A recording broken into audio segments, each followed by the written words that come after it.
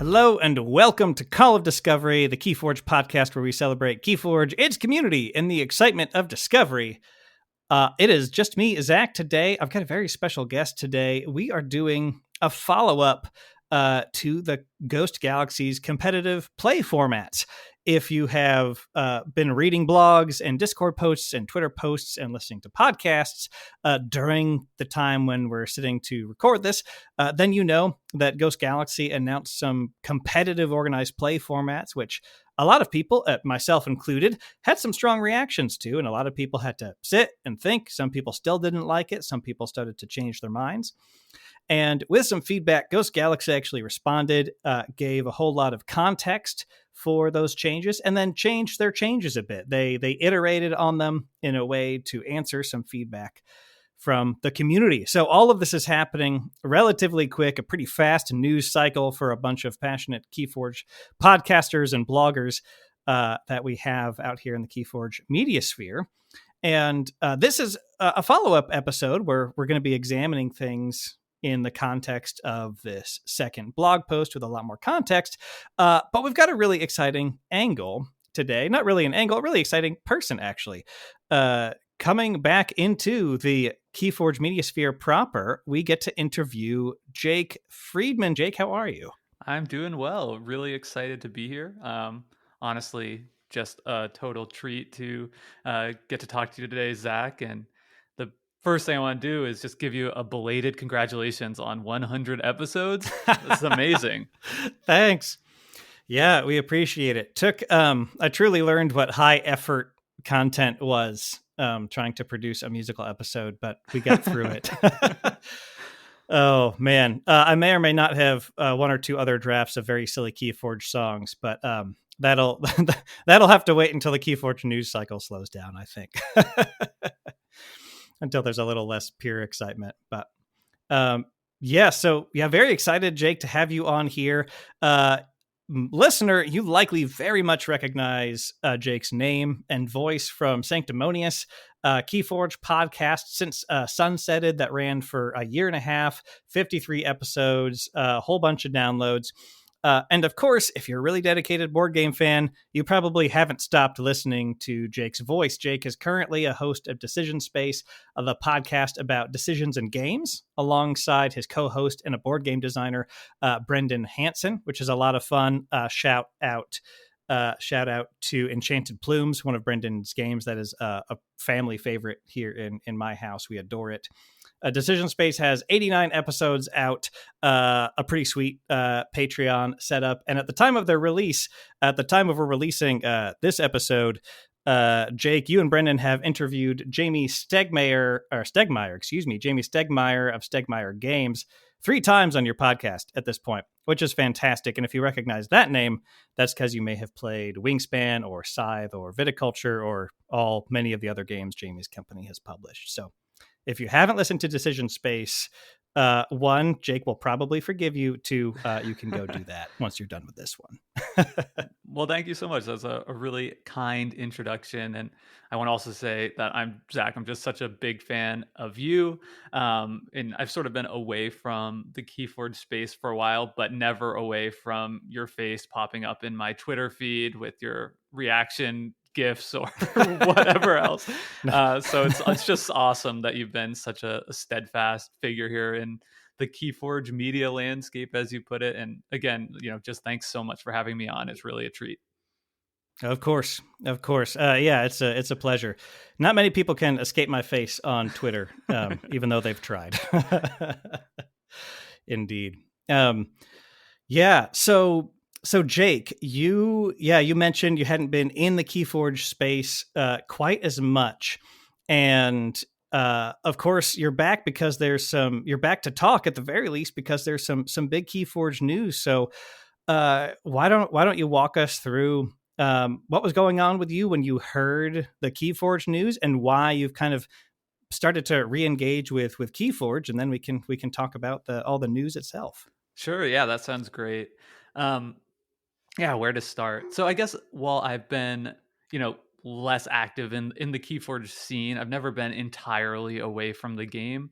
I picked up a box of Dark Tidings when that came out, and organized a little sealed night with that with my friends. It's something I've played with my wife a little bit during the hiatus, and recently was able to score a couple of boxes of $1 decks whenever that happens. That was Right. incredible. That was a good deal. that was nice. And then I've also done a couple of, I think they were called like Cote or like Coty. You know what I'm talking about? Like the KeyForge Online team events. That's right. Yeah. Yeah, I was playing with some locals to the nice. larger St. Louis area for Team Rocket boots. So you know, a favorite card of mine, so I dig it. Right. So I've been doing, you know, still invest in KeyForge, and if people have, you know, listened to the podcast Decision Space, we did a review of the game where you know, I made very clear that it's still one of my all-time favorite board games, and something I've really been advocating for people who are board gamers first to really give time of day to this game, which I just think is one of the best game designs period ever. So that's sort of what I've been up to generally with KeyForge. So of course, when I heard about the acquisition of KeyForge, that we might be getting new cards once again, that it was kickstarted on GameFound, I was all on board with, and just generally excited to have new cards, new fun experiences with the game, but more from the perspective of just like a more casual sort of enjoyer of the game than uh, someone who, you know, feels like in the past I would have like considered myself a competitive player, right? Like I was playing in like vault tours, traveling some distance to play in events. And I think like my mindset now is like, this is a great game. I love to play it casually. But I don't know that I would still kind of consider myself as someone who's like competitive focused first. Which I think colors sort of my opinions and takes on the more recent news, which we're going to get into now. So I think maybe that's important context for people listening to this, sort of where I'm entering the conversation from. Yeah, no, that's great, and I have that's such a good perspective as a board game person who knows, you know, what you enjoy in board games. You talk board game theory constantly. Still loving and enjoying KeyForge, and now coming at it from the perspective of most people who will be playing KeyForge. Of course, a competitive scene and the competitive players are certainly an important core of a game like this.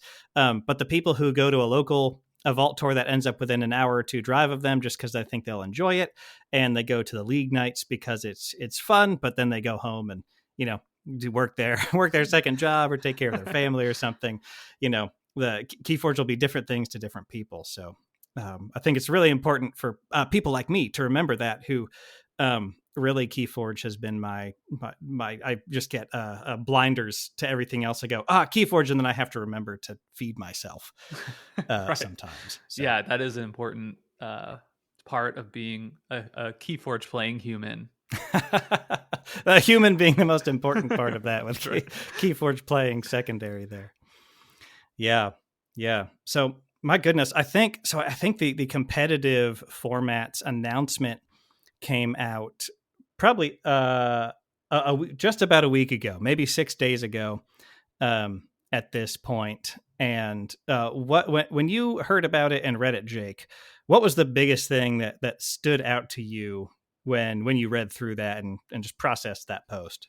Yeah. So my very first reaction was just general excitement. And I think the excitement was less like tied to the specific formats, but just excitement that this company that now owns KeyForge, you know, we knew that they were interested in bringing organized play back, but now we're seeing actionable steps that this is really happening. And I think just that in sort of its abstract, like, hey, organized play for this game I really like, you know, an activity I really like engaging in the past is coming back. That to me is just like blanket exciting news. You know, so of course I turn to the Sanctumonius Time Shapers Discord, which is, I don't a place that I know that people are going to be talking about this, and Right. like I want to see other opinions on this, and I click in there, and it's just like the community gif of the Walking with guy the walking pizza. yeah, everything's on fire, and it's just like people are having like a total Ugh. meltdown, and understandably so. I guess I want to say, like, preface any of my takes or opinions on all this, which is that I don't think there's like a right or a wrong way to perceive this news. If Right. people are Sure. upset about that initial uh organized play news update, or are still upset about the second one that we're going to get into, I think that is totally valid, and you're not wrong for that, even if I don't necessarily share that. Mm. So then I sort of like had to like start reading through comments and understand, try to understand like where folks are coming from, like why this was so upsetting to so many people. And I think it's clear to me that the vast majority of people uh, who are part of this like core group of current KeyForge players, right? The people that Mm. have been dedicating time and energy to playing KeyForge, developing community events, developing community during the entire hiatus, Yeah. largely, we're not big fans, and not everyone, but by and large, we're really critical of that response. So I think that was something to take serious. Yeah. And I, my opinions and feelings are developing because I'm a human learning new information and sleeping on it a few times. But my initial reaction was the same. I just didn't let myself get near a keyboard. I waited a few days, then put the mic in Yeah, front of me. yeah, and right, and I think like I was pretty clear in a lot of those initial posts and comments, that I was like, I'm not a fan of Alliance constructed, Sure. especially as it was originally laid out. That's Right. not something that appeals to me. Um, but I was sort of coming at it more from the perspective of like, if you don't like it, don't play it. And I know that's not the end of the argument. A lot of people Right. sort of Sure. educated me, and it like, explained like, well, from where they're coming from, this Yeah. has ramifications that affect the entire game. Like, what if, future sets are more designed around this? And I think all those things make sense and are certainly worth considering. So, that sort of did affect my opinion, change my opinion a little bit, Yeah. but it wasn't something that struck me originally as like, this is so terrible and fundamentally, changing the game, um, as much as like this is, a variant that's going to be offered for organized play for people who want to engage in it. Right. Yeah. Yeah, for sure. That was because that was the core of my reaction too. I said, I don't have to play this, but what if they design cards for Alliance? What if what if we get companions? And that's an MTG reference. You Right. can go down that toxicity rabbit hole if you have Google. But yeah, yeah, yes. So, all of that is to say, well, and I think like and I'm interested to hear your opinion on this too, but like I Sure. think one of the sentiments that I saw a lot, um, was people like expressing sort of feelings of loss, right? Like, Right. what about adaptive? What about, you know, survival? What about Tesla and other, Mm, formats that like the community has really, um, I guess, coalesced around over the hiatus, and even yeah. beforehand, as like these are things we really like about the game and we really like to have in our competitive play environment, and now they're gone. um and I think, Mm, again, not to I'll stop caveating all my statements, but not to say anyone's wrong to feel that way, but I think I was coming to it more from the perspective of, it's not that these, it's not as though Ghost Galaxy inherited infrastructure of well built out competitive play, right? There's right. Right. nothing right now, besides what the community is doing and what the community can still continue to do. So I think I was looking at the announcement more as like, it's not we're losing this and in place it's this. It's like we're adding this and the alternative is there nothing, right? Like that's Right. the current state of organized play prior to Ghost Galaxy coming in. So I was, That's right. seeing more of like, yeah, this may not be what we want, but it's something. Whereas other people were seeing it as like a big loss of what Right. they had. Right. Yes, that's true because I was very much initially in that camp, and I'm still developing my thoughts, which we'll get into a little later. But for me, it was when you're running a company or even just a podcast for fun, or you're planning things with like your spouse or partner, like having a clear idea of values, goals helps those things succeed, right? And for me, a KeyForge value was unalterable decks. This deck list is locked in. And so for me, that was a value. I made some stupid joke in the last episode about there's two wolves inside of me. One kind of likes Alliance Sealed, and the other says, no, KeyForge decks are unalterable. And so, yeah, what I've been digesting is I reacted with, well, KeyForge decks are unalterable. What does that mean about the value of the game? Is Ghost Galaxy losing sight of what makes the game great? And so that's what I've been processing with all of these multiple announcements, is examining that. And like Christian T. Peterson, he used a metaphor on the second Help from Future Self interview, cracking open the coconut to see what more they can do with KeyForge. And he means by cracking open the coconut, allowing this pod deck building, which really, instead of making, 60 choices like in a 60 card deck in Magic the Gathering or something, you're making 3 choices, Right. right, of house pods. So it's on a different tier there, but yeah, it's just something I have to sit with and think about as they go through their reasoning. Totally. And I think like even for people who aren't as invested in the game as you or even me, being a lesser extent, I was just sharing the sort of drama gossip that's been going around with my wife. She's like, what are you doing on your phone? Like typing Right. away at So all much. these, yeah, Right. like all these threads. And so I told her about the the update, and this was with the original one.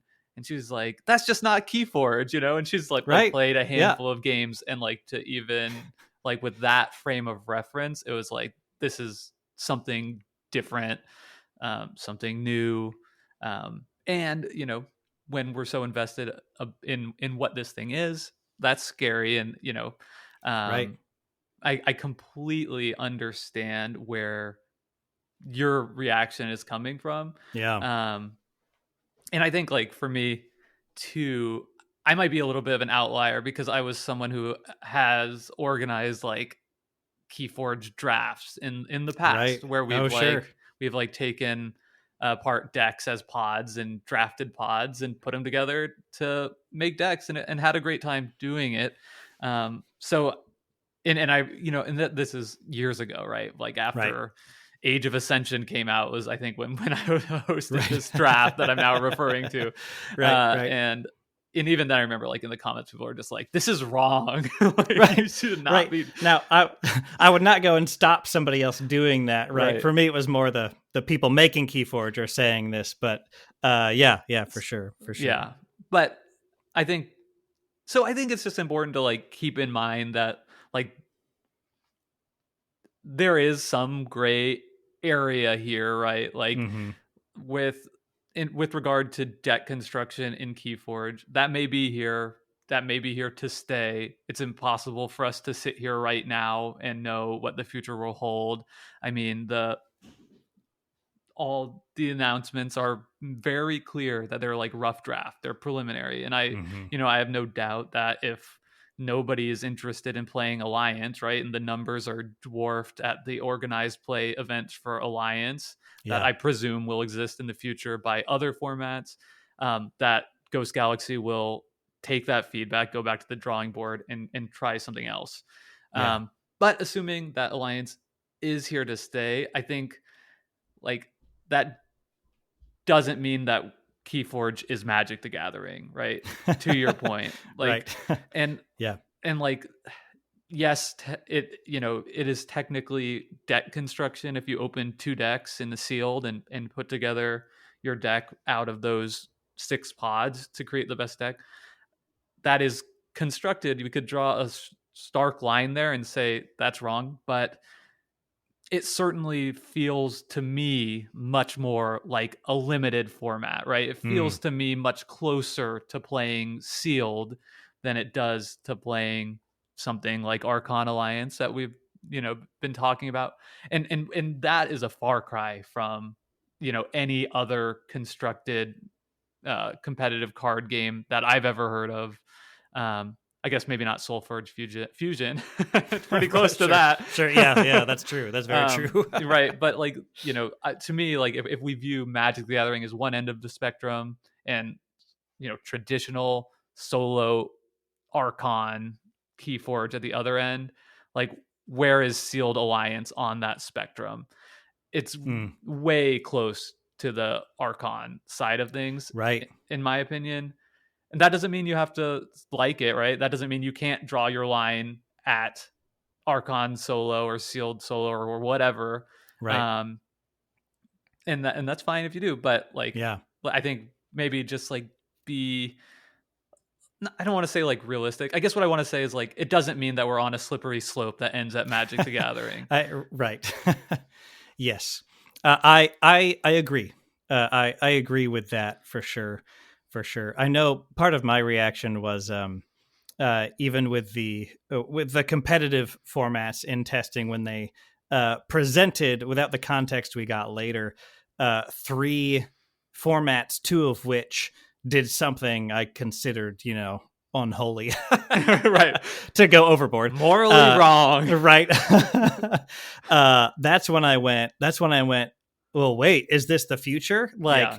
the KeyForge that I know, whether or not I say, okay, I'll play this new stuff. The KeyForge I know is in 1 out of 3 formats. Yes. So I think their move, something that gave me the most confidence in them through their response. One of the things, there's a lot of things I really liked about their response. One of the biggest things is that they moved to 4 formats. 2 of them are Archon, just Archon Solo, and Archon Sealed, which is the unaltered deck formats. So you have Archon Solo, where you bring a deck, you play that deck against other people's decks, and somebody wins, and you keep going. And Sealed is the same thing, except you open the deck there.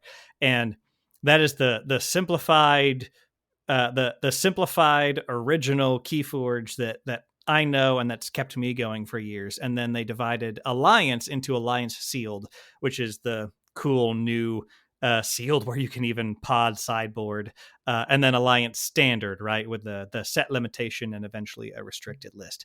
So the optics of the medium being the message, it went from, hey, let's just mix everything up and have 1 out of 3 be OG KeyForge. It went from that to, okay, here's where Alliance lives, here's where Archon lives. They're both distinct. Yes, we're up to 4, and they were even giving really us as players, the people I know, they both have like Michael Hurley and a few other people have some pods of people they talk to from the community. Don't worry, I'm not one of them, just regular KeyForge player here. But they have some people who said, who really gave feedback on these things. And I know Ghost Galaxy has really wanted to keep their number of competitive formats low. So it's understandable, easy to pick one, easy to find other people to play with. So they even kind of gave a little bit of ground with that feedback to go up to 4, which I really admire. Yeah. I mean, just in general, I think the second update, like the response to the community was well done. I don't know if it matches kind of the the level of, I don't know, like the first update they sent out, right? It just seemed not well thought out in general, right? Right. It was very brief, left a lot of room for interpretation, which and I'm curious too, like what your thoughts are on them changing course. And I would say they're changing course in a very significant way in just 4 days, right? To me, that indicates like that, and this is just speculation. Sure. But it indicates to me that like this initial organized play offering was truly a rough draft right? And not something that had very strategically been put together over a long period of time with lots of testing the formats, right? Yeah.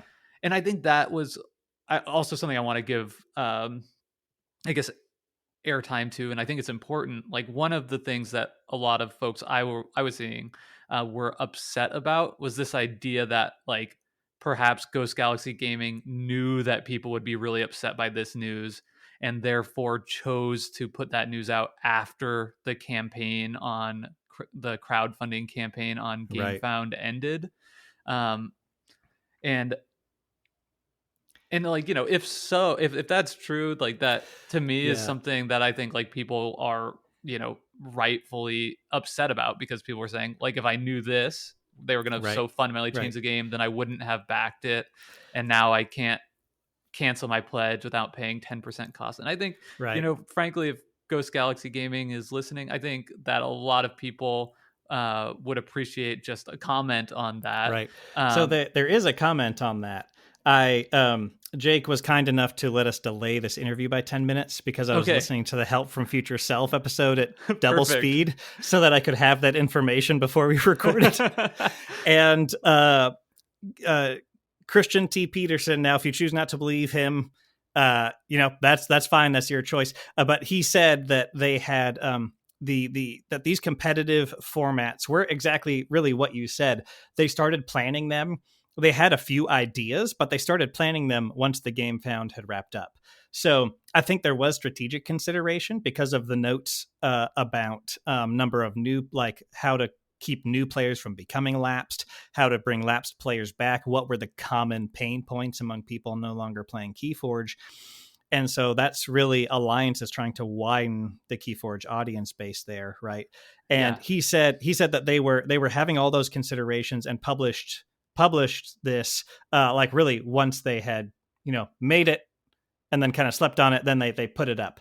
So yeah, they did not have this locked in at the end of the GameFound, according to Christian T. Peterson, who I personally, I believe him. And based on the changes they made where they've retained Archon Sealed and Archon Solo, like I no longer feel like the rug was jiggling under my feet, like I mentioned on the last episode, where they were like, oh, hey, now we're changing the nature of the game, because they went back to say, actually, Right. a full 50% of our formats are going to be OG KeyForge. And here's our new ones, which we believe will serve the game holistically going forward. Yeah, that's great. I'm glad that you can bring that information. That's new information to me. Yeah. In your defense, that episode dropped like an hour and a half before we recorded. So. Perfect. So I mean, good on Christian T. Peterson for commenting on that. I believe him too. And I think, like, my read on this situation initially, and of course, like, hindsight is 2020, but you can go dig up comments. I was saying this in the Sanctumonius Discord, is like, this was thrown together quickly. Like, I think there were clues about that from that first time I glanced at that, right? And the clues were like, hey, this Alliance format, like, doesn't work at all because there are, like, all these super broken combos. And that was changed, right, in 4 days. Not that, and we could still say, okay, yeah, it's still going to be, like, way too powerful if, with the restricted list. We'll see what that is. Maybe we'll talk more about that, and the fact that you're have to be within the same set, which makes a ton of sense. But, like, that to me indicated at the time, and even more clearly now, it's like, this was not tested at all. Right. And the other big clue, I think, is the fact that, like, KeyForge Celebration as an event was, like, announced for, like, 1 month's time, right? Probably as soon as they could confirm, okay, we will have Winds of Exchange decks. Go. Right. Yeah, hit exactly. post. Like, if this was, like, something that was planned out a long time ago, I think we would have had more heads up about this, like, first big convening that's happening for KeyForge in the new hand. So, I add that just to say, I think, like, you don't just have to take Ghost Galaxy Games' word for it now. I think there are some, like, clues in there that actually kind of, like, back up that line of reasoning. Yeah, and I think it's indicative of that they are a small, fast-moving, highly mobile company. Mobile in that they can just discuss these decisions with their, handful of employees, whoever they're using as advisors, and then make a decision there based on their goals, based on their values, based on what they know. So I think the format's coming out in a way that sent people's heads spinning, including mine.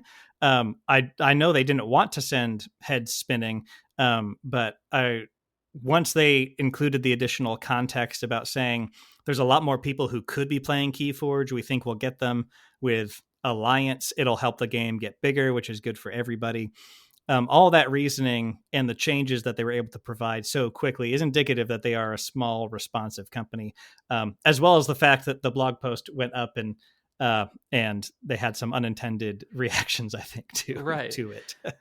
Yeah, and I mean, like, to me, that is so exciting, and I think yes, I agree. All of this is making me more, excited to play and talk about KeyForge than I have been in years. And here I am, right, on a podcast talking about KeyForge again. And I don't think that yeah, it's like, we can say that they made a mistake with that first announcement. I think they would agree, right? I think their actions since indicate clearly that they realize they made a mistake and quickly about face to at least begin to address some of those concerns.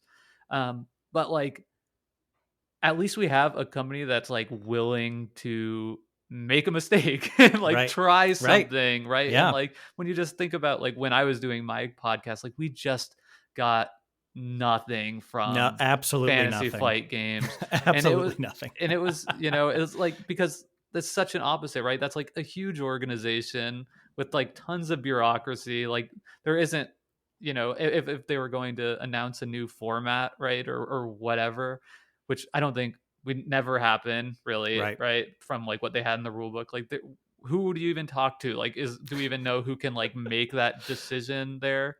Right. Not really. So, I think like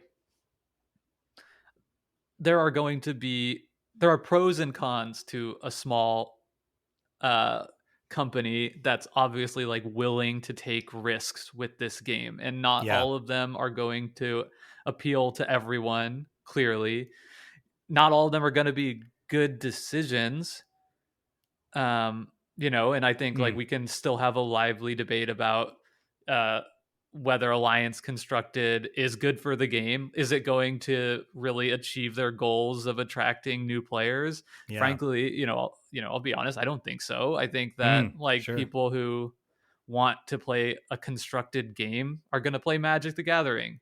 I don't think they're going to say like, oh, well, KeyForge is giving me 3 deck building decisions now, so I'm going to like trade in, the 75 that I get over here for that. But like, to me, it's exciting that they're willing to try new things. And the fact that they are clearly responsive. Like, I don't think I've ever seen, such a.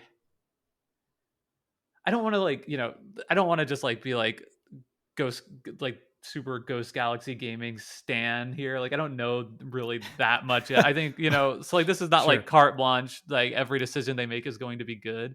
But the response we got in the most recent update to me feels transparent when I read it. Yeah. I like that they are speaking in the same terms that the people who play this game are talking about. Like, even the fact that they mention by name like SAS and decks of KeyForge in this is enormous, because like Fantasy Flight wouldn't touch that with a 10-foot pole. Does that everybody freaked out when like Aaron Haltom said the word SAS once on a stream, and they were like, oh my god, they acknowledge it exists. Right. Like, and here they're like, hey, we have this resource, we're aware of it, there are pros and cons to this existing. Like, does that mean, and I think that just opens the doors to like so many possibly exciting things, like the fact that you have a company investing in this game, willing to take risks and willing to listen to the community to some extent. We don't really know how big that will ultimately be, like what that will ultimately look like, is an opportunity that KeyForge hasn't had ever before. When it was in Fantasy Flight Games, hands. And I think that us as the KeyForge player base, the community that surrounds us, has a tremendously important role to play now Yeah. to figure out what it is that we want, to communicate that with them. You know, be critical, but like be constructive in your criticism, because they're taking that into account. And that's not an opportunity we've had before. And I think it could lead to some really exciting things in the future of this game, um, that we haven't seen before. Like, does that mean that they will acknowledge that the Crucible Online exists? Could that mean that they could, they, like do more in the digital play space? Right. They have acknowledged TCO that it exists and there are ways to play online. And there was confirmation they chatted with the caretaker of TCO. Don't know what that was. It may have just been a thank you for keeping this game alive so we could then take that baton IRL. Like, right. Yeah. But the fact that like all of these things now, not that they're, like TCO is sort of in like a little bit of a limbo gray area at times in the past, right? And now, it just seems like this is a breath of fresh air to the game. Mm-hmm. And I think we should be excited, even as we may be pissed about certain specifics of what has happened to date. Yeah. I agree with all that. I think if you follow me on Twitter like Jake does, dear listener, it's no secret that I follow Legend Story Studios, who makes Flesh and Blood. Now, I've tried Flesh and Blood, not the game for me. However, I do really enjoy watching what Legend Story Studio does, because they came out onto the scene with a game that attracted a lot of Magic players, other competitive card game players, but they're a small team that's nimble, can respond, and they are answering to the people who purchase their cards and their distributors, not a parent company. Right.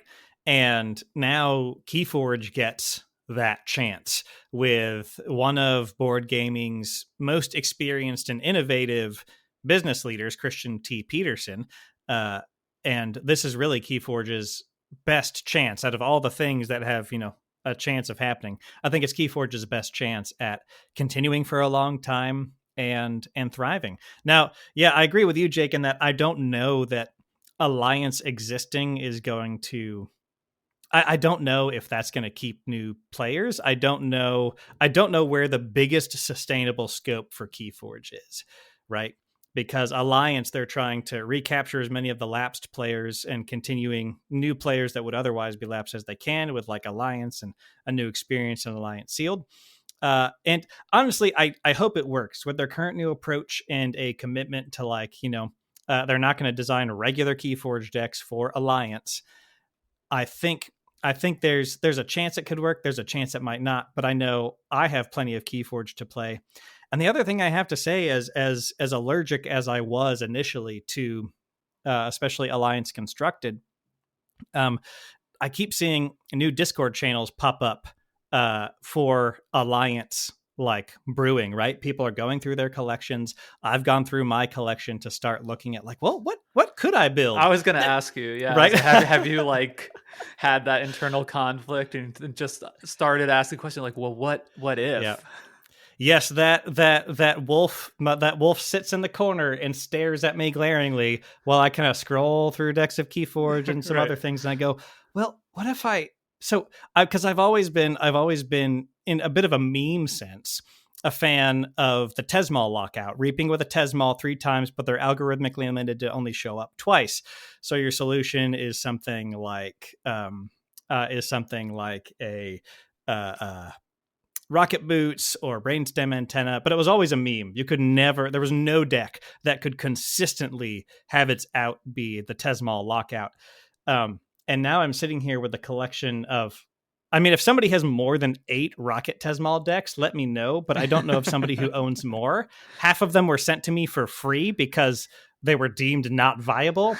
And now I have the biggest resource of Tesmal decks for pods out of anybody I'm currently aware of, which as a jank player, when I played Netrunner, Android Netrunner, I'm like, maybe there is something I can enjoy in Alliance. Now, I say that being of two minds, where I'm like, I really don't think that's for me. But then I find myself starting to deck build a little bit. So I don't have like a final opinion on it. I just have to see what happens. I did the same thing. I was like, Yeah. I'm not interested in Alliance Constructed at all. But let me go through my list and just, and I haven't like built any actual physical decks out or whatever, but just like the process of looking through my collection of decks and seeing like what maybe I could put together. I had fun doing that. And even if I never play with those at all, like that is just a hint, right? Just a little drizzle of value on these old decks that otherwise have zero value to me. I think Alliance is a cool idea. I should say I love it for sealed. I'm like firmly sure. I'm all aboard that. I mean, it's annoying in the past, like, I drove to Columbus and I played in the Origins Vault Tour and got 3 just like objectively terrible decks. Like, I'm never gonna right. I'm never gonna win that event, which is fine. There's always gonna be some luck in it, and there will be the same in Alliance Sealed, but like I think it does like even the playing field a little bit. And even if like the top end is still going to be, somebody's going to get really some crazy variance and just get something insane, I think like it reduces the negative player experience possible of just like opening like something that's like objectively not playable in that kind of competitive environment. I agree. It moves that floor up of the negative play experience. At the very least, if you do badly, at least you have room to blame yourself now. Right. Well, more than you did. You have more room to blame yourself than you did, right? Some people may not like that aspect, actually. Right. That's true. But that top end of opening something bonkers was always there, but now each person actually has more of a chance to create something bonkers in a highly limited environment between 2 decks, because heck, I mean, Confage Lady General of the Keep, Nathan Starwalt's signature deck was his sealed deck at Vault Tour Richmond, and he wiped the floor with that deck, and now it's like, among the KeyForge diehards, that's like legend status. Yeah, it's legend status. And so now everybody has a slightly higher chance to do that themselves. And then you have an amazing first draft of a Alliance deck, Winds of Exchange going forward, within that set. If you open 2 that are totally awesome together. Totally. Anyway, and I think so. And my take now on Alliance Constructed moving forward, now they've changed it to, in this updated announcement, that your Alliance deck must have 3 pods from the same set. And we also know there was going to be a restricted list of some type. Which is super important new information that wasn't included before. We don't know what that looks like yet. And actually, I'm kind of confused when I was reading the update, because it made it seem to me like possibly you could only use 1 card from the restricted list, period.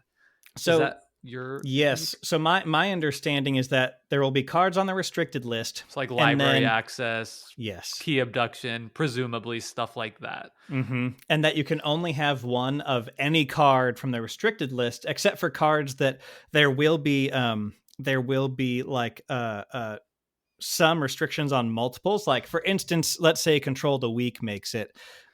They might put a limit of like 2 or 3. So if your card has Control the Weak, it could have up to 3, but then you couldn't have anything else from the restricted list. Let's hope for I hope they go to town on this restricted list. Right. What if they made it so that restrictions breed creativity, right? Truly.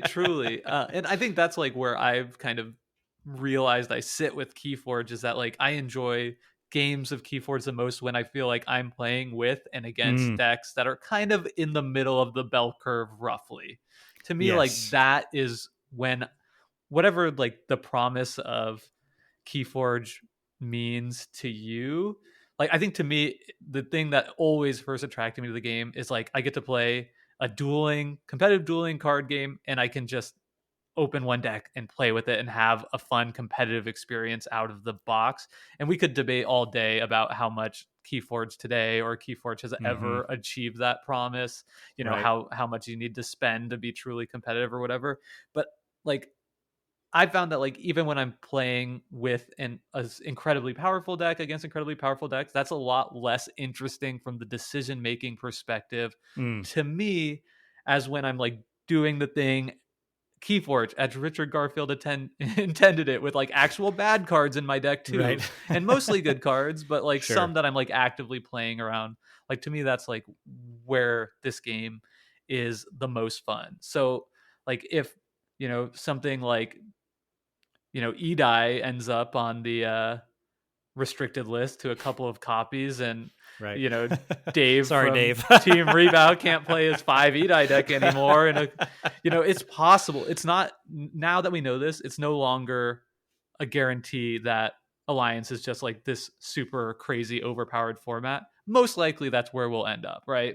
I would guess they're going to Sure. be less restrictive than more restrictive in the first draft, but it's now possible that we could actually end up with Alliance being a more balanced format, more middle bell curve than the other, and that was not possible before the update. So I think like my interest in playing Alliance Constructed has moved from like 0% to like, let's see, like the Sure. jury is still out for me, and that doesn't have anything to do with the fact that a lot of people just believe that Constructed has no place in KeyForge, but I think just from like the fun of playing the actual game, I'm more optimistic about it now.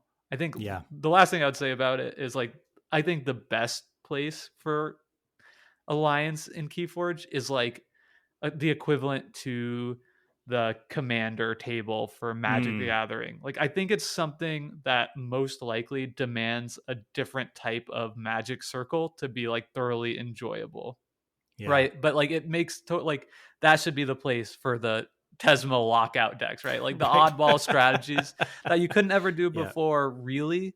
And now it's like we have this perfect format for it. The auto cannon bad penny decks, like bring them out. Right. Yep. Like let's have some fun.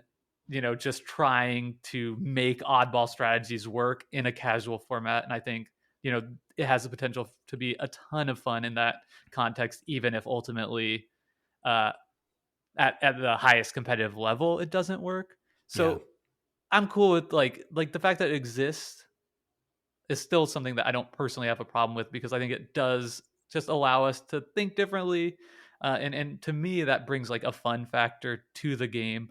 Mm. Though I would never want it to be like the way to play KeyForge, Right. right? And Yes. I think one thing I've said too is like ultimately like the organized play matters a lot for the direction of the game, the Mm. development of the game.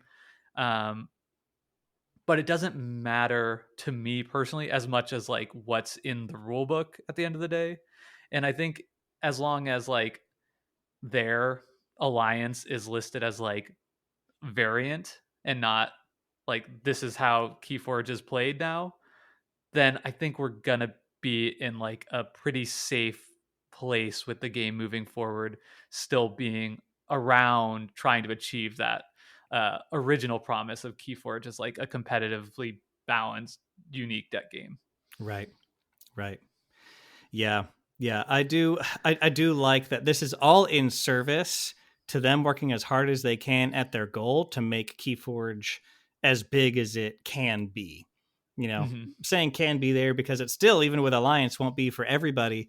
And they got the game and they said, okay, there's enough for us to get going. This is, they're currently their only announced game, and I think their hands are awfully full with it right It now. does So seem that I, way. I, I doubt they're spending too much time on really anything else. Maybe Christian gets half an hour on Fridays to brainstorm other ideas. But so they're doing all of this in service to make the game as best it can be. And given the additional context of we're going to design KeyForge decks, as originally intended, with the process of like we designed these unique decks, and then Alliance will be something you can then do with that. So Alliance isn't entering the process earlier. That has given me a lot of, calmed me down a lot. And like I think a new player playing the deck, and going, yeah, I actually love this house pod, and Alliance exists, so like this still has worth, and helping that be a part of their journey, I think has a chance at success. I'm really not sure about it, but my my small 5-person company in Roseville, Minnesota, isn't riding on it, so I can just sit here, be a happy and helpful participant, and root them on, right? Root for them. That is a really good point. Like if Yeah. you own 3 KeyForge decks, right, and you're not sitting here with just like an embarrassingly large collection of decks gathering dust, then I think Alliance provides even more value to you, right?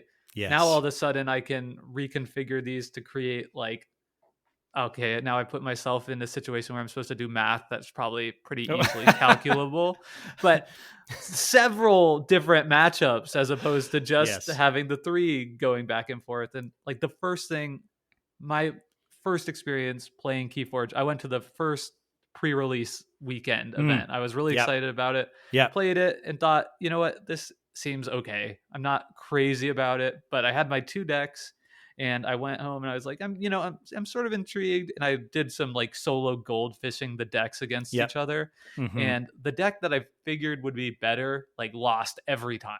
And Yeah. that is what and then I was like, okay, now I'm interested, Right. and I started writing like KeyForge strategy Yep. articles, like based on that experience of like, this game, there's a lot more to this game than it first seems. I think Mm-hmm. a lot of people who try KeyForge never get past that point of being like, there's just not that much here, because obviously there is, we know there is. Yes. Yes. But, to have a couple of decks and now all of a sudden I can just do like a bunch of different matchups with it and not feel like I'm just like doing something like silly or dumb that doesn't make sense with the game, I think is actually very cool for people who are starting out. Like it might give people, even if it doesn't appeal to people who want deck building or whatever, it might help people get past that first learning hurdle to realize, wow, this game is actually like incredibly skill testing and there's a ton of decisions to make here. Yeah. I have a friend I play KeyForge with every once in a while, but I see him quite often. He's not playing at our local just because he's got he's in the first year or two of an intense job. And he was over earlier today, and I had a few unopened Coda decks, and I explained Alliance Sealed to him. He's like, and his very first reaction as I explained Alliance Sealed, he went, oh, that's cool. And I said, I've got 4 unopened Coda decks. You want to do some Alliance Seal? He was like, I actually really do. And this is a guy who hasn't been out to locals in months, mostly because of his job. But he went, yeah, that's cool. And even though he opened 2 decks that shared 2 houses, they both had Mars and Dis, and then one had Brobnar, one had Sanctum. He still had double-digit options for the number of decks he could build. Like as he sat down to face me, he had I think 10 to 12. Again, math live on the mics, not my strong suit either. He had 10 to 12 options of decks he could build, even though his decks shared 2 houses, which, and I think Chris Steele, husband to Sydney Steele over in Help from Future Self, did the math. If you open 2 decks in Alliance Sealed with the exact same houses, you still have 5 different decks you can build. Yeah. There was a highlighted part of the most recent Ghost Galaxy post, Dis and formats that also spoke to this. They said, they bolded this. They said, it's important to note that every KeyForge deck ever printed is compatible with, Alliance standard. And I went, dang, they just found a way to keep what they consider the spirit of the game. And perhaps I will assent to that because that's not like a moral or ethical value I've held. That's just the wolf inside of me saying you can't change KeyForge decks. Right. They're saying, let's give all these old collections more value and give people more agency. When they look at a deck, you say, oh, well, that deck wasn't super fun, but man, this one house, let me go see what I can combine it with, and just creating more space for people there. Yeah, that's a great point. And they also said, which didn't strike me the same way at reading it the first time than it does now after having this conversation with you, that all printed decks are legal in Alliance Constructed, right? Yeah. Like if you're not fidgeting with it, you can even break the restricted list, which makes me want to make yes the hot take now that an alliance constructed event will be won by a non-constructed deck. Right. I love that. Dave's caveat. gonna win it with the 5e dice. Right. That is before. the most, that is honestly, that caveat is in the spirit of KeyForge, I think, even past unalterable decks, right? It's that you could go to an Alliance standard event with an unaltered Archon deck that contains more than one card from the restricted list, because that's the caveat, is if you don't change your deck, you can have as many restricted list cards as you want if it's on the original deck list. And man, the flex it would be to win an Alliance event with an Archon deck. Like, oh my gosh. Yeah. Oh my gosh. I think it's going to happen. It will I hope so. It will depend on the restricted. If it's like 2 cards, then probably not. But right. But if they go to town, like I hope they do, then it could totally happen. Yeah. So it's exciting, man. I think it's like just such an exciting time to be interested in KeyForge, just interested in board games generally, to see what happens with this. And I guess my like sort of last like appeal to people that are still feeling wronged or upset by this is, I think like the opportunity to make KeyForge at the organized play level or whatever else, the game that you want it to be, has never been higher. And that's just because of how responsive Ghost Galaxy has proven to be. If you want Tesla to be a formal organized play event, the chance of that happening with Fantasy Flight Games was 0. The chance that it happens now with Ghost Galaxy, if you could find the dedicated player base and build support for it, I think it's likely that a community organized format could become a official format, just pending support, right? Like, tell them that you want to play this. See if we can get it incorporated as a side event at the next KeyForge celebration. Pack the house, like get the registration for that side event to double everything else, and like it could be 4 days after that like that we're seeing like a new update on their organized play. So I mean, I think people should be excited.